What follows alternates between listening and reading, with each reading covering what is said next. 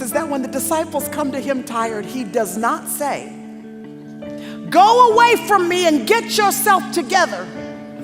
Come back and then I can use you. He says, come away with me. My 38-year-old cousin, 38, 4 small children. The day is coming and you don't know the day or the hour. Neither do I when we're going to have to stand before him and give an account for how we handled what he had entrusted to us. I'm asking you tonight, how are you handling your assignment? Because young women, if you think that you're young because of your age, listen to me. If you're 20, but you only have till 30, you're pretty old. If you're 50 and you're going to live until 100, then you're pretty young. Age is just a number, my friend, and you and I cannot qualify young or old based on our birth date. It's based on our death date, and since we don't know when that day is, that I implore you, sisters, by the mercies of God, to walk in a manner worthy of the calling by which you have been called.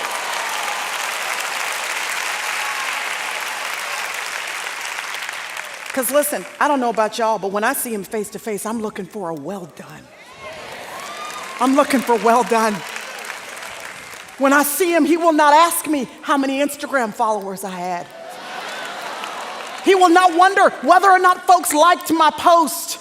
He will not be interested in whether or not my selfies were perfectly lit. He will ask me, did I know his son? And then I will give an account.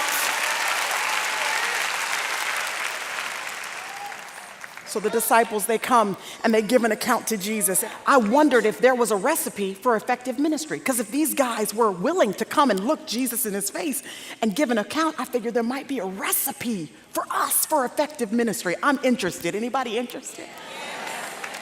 There are 3 ingredients to the recipe. Luke chapter 9, verse 1, it says, he called them. He called them. And his calling superseded any personal ambition that they had. They laid down whatever they were going to do because they heard the call of God beckoning them to do something else. The beautiful thing about that entire picture is that all of the glory of God the Father, all of the glory of heaven was packaged in human flesh. Jesus wanted so much, God the Father wanted so much to make sure that he could speak and so that humanity could hear that he left his throne in glory, put on flesh so that the disciples could hear his call. And in the same way, he has given us the Holy Spirit so that each and every one of us have the privilege to hear the calling of God on our lives. The conviction, the unction, the pressing, the fire that is shut up in your bones, sending you in a particular direction. Heed the call of God on your lives. Then they were not just called. I love so much that before he skips to the 3rd ingredient in the recipe, sending them, I love that before we get to the 3rd one, there's that 2nd one. He did not just call, but then he gave them power and authority. It means that what he was calling them to do, he was simultaneously equipping them with supernatural power to be able to pull it off. So it's good news for anybody in the room that you feel like you've got a dream that is way over your head. You've been called to do something you don't have the money for, you don't have the time for, you don't have the patience for, you don't have the gifting for, you don't have the talent for, you don't have the connections for. The good thing and the great thing about our God is that he does not call people who are already equipped. He calls you. And then for the people that say yes, he equips them with what they need for the calling.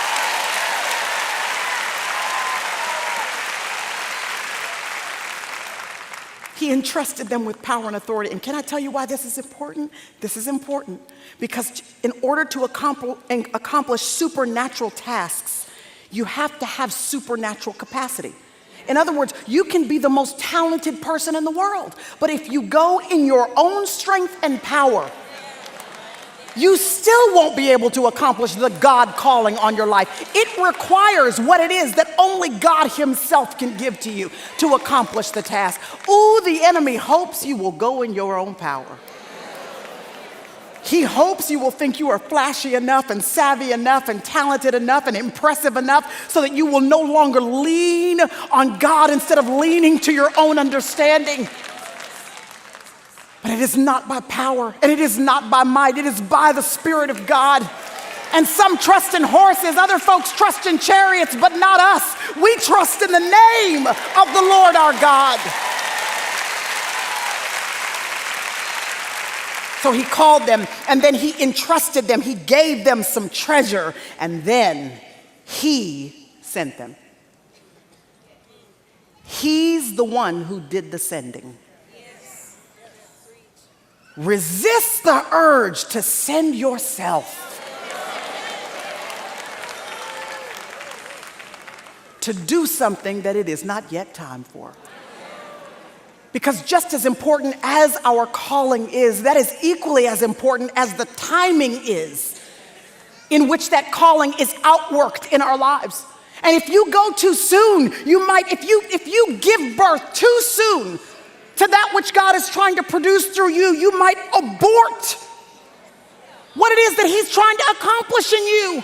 The spiritual backbone, the fortification that he was trying to establish in you so that you could handle the spotlight when it hits you. Because listen, that spotlight that you may be craving, if it hits you and you have no character, it will burn you to a crisp.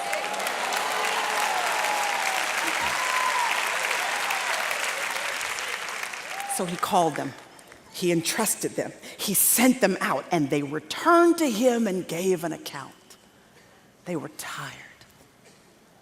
The disciples had been given it everything they had. And I know there are some of you in the room and you would admit that you haven't done it perfectly, but man, you've sure been purposeful. You've been intentional about this marriage. You've been giving it everything you've got. You've been intentional about that teenager. You've been giving that kid everything you got. This toddler that has this specific bent or this specific issue that you've been doing everything you can, going to see every expert that you can, reading everything that you can to be the best that you can.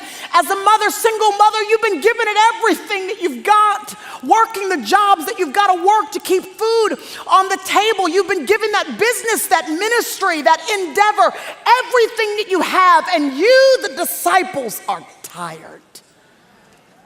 The good news about Jesus is that when the disciples come to him tired, he does not say, "Go away from me and get yourself together. Come back and then I can use you." He says, "Come away with me." In other words, listen, the cure for your exhaustion is intimacy with Jesus. That's the cure, y'all.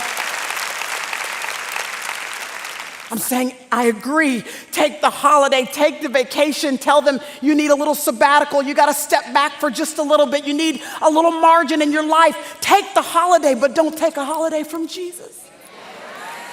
Don't take the sabbatical from your relationship with the Lord. Prayer shouldn't exit your schedule because these are your rest days. You still need to be the deer that pants after the water. Your soul has still got to be replenished and can only be replenished when you have intimacy with him. And you're trying to figure out, Lord, you told me that I was going to be replenished. You told me that I was going to be refreshed. You told me that you had something that you wanted to give to me. Why would you take me here to this place where I'm being pressed down by a multitude of issues and concerns and frustrations? There's something overwhelming me that is bigger than what I feel like I have the capacity to handle. Why would you bring me here? This tells us that the story of the feeding of the 5,000 is not just about the 5,000. It's also about the disciples. It's not just about the multitude getting fed. It's about the disciples being fed physically, spiritually, emotionally. And it tells us that the 5 loaves and the 2 fish are the gift to the multitude. But it's the multitude that's the gift to the disciples.